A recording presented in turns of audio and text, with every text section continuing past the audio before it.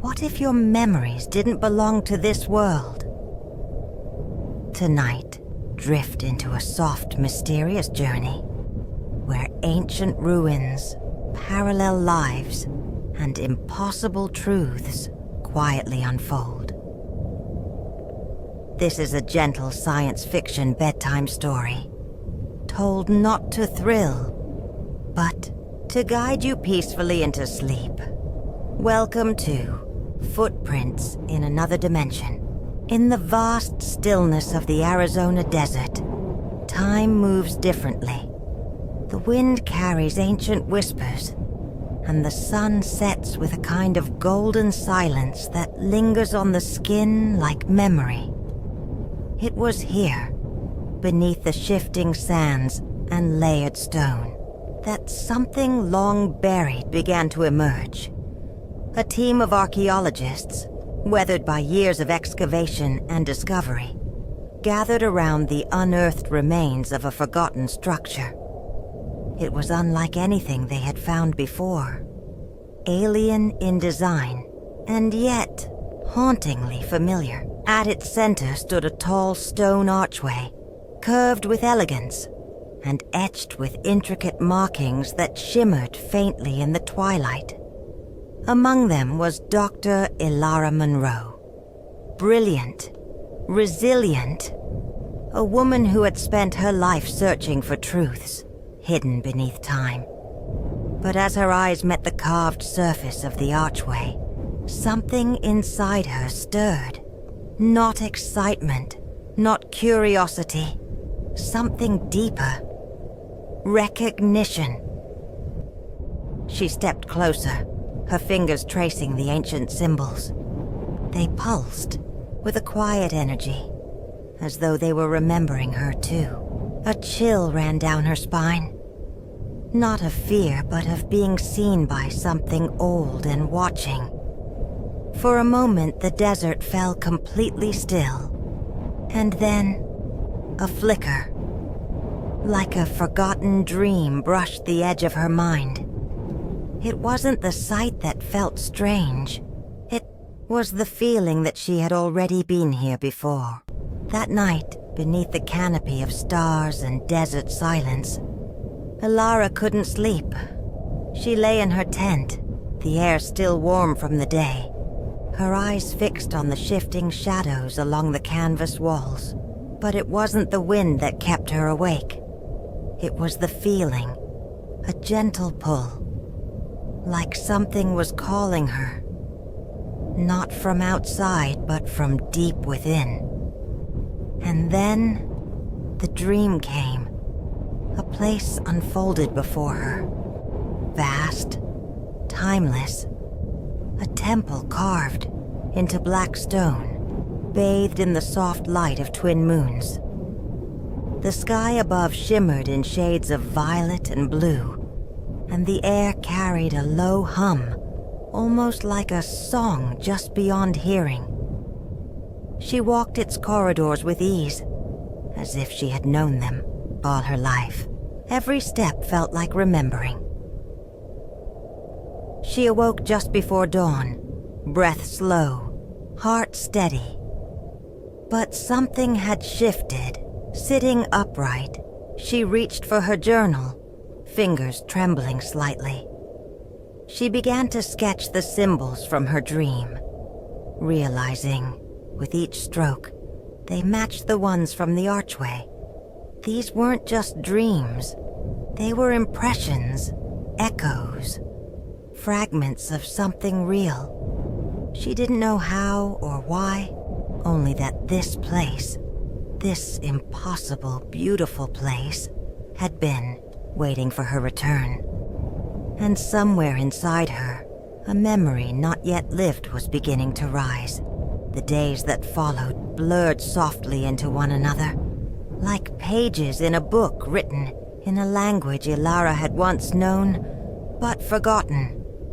She spent her hours deep in the ruins, sketching, recording, decoding. But no textbook, no artifact could explain what she was feeling. A pattern began to form. one that only she could see. The symbols on the archway repeated themselves in fragments found throughout the site, buried in the shadows of stone and time. They spoke of the Between, a place hidden not in distance, but in depth, a veil between realities, a dimension layered over this one, thin as breath, thick as dream. And then, beneath the archway, Elara found a narrow fissure in the earth, barely wide enough for one person to pass. With cautious steps, she descended into darkness, lit only by the dim beam of her flashlight and the certainty in her chest. At the bottom, a chamber waited. The air was still and thick, like time had slowed, just to let her in. Dust clung to every surface, untouched for centuries. Or maybe not at all. And then she saw them. Footprints, pressed into the stone floor, preserved in time. Not ancient, not faded, but recent, human, hers. Same boot tread, same stride, but aged, weathered. Like someone with her exact steps had walked this path long ago, or perhaps long ahead. She knelt down, brushing a finger across the edge of one print. It was impossible. But then again, so was everything else. It wasn't science that guided Elara now. It was instinct, quiet and undeniable. She returned to the archway at twilight, when the sky turned molten gold, and the shadows stretched long like whispers of another world. The symbols carved into the stone seemed to shimmer more vividly now, as if they too had been waiting for her to understand. She stepped through, not across space, but into something thinner. The air shifted. The ground pulsed. The sky turned deeper, stranger, painted in colors she had no names for. It was her world, but not.